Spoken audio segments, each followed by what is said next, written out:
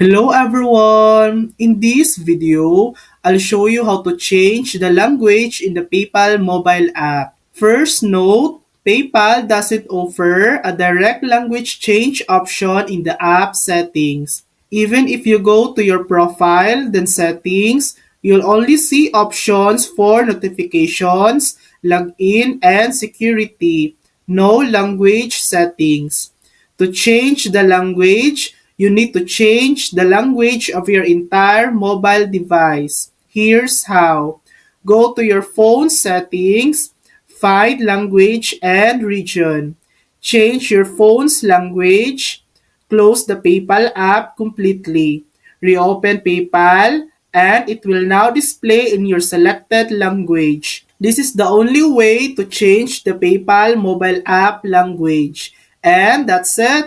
That's how to change the language in the PayPal mobile app. Thanks for watching. If this video helped you, please like and subscribe for more helpful tutorials.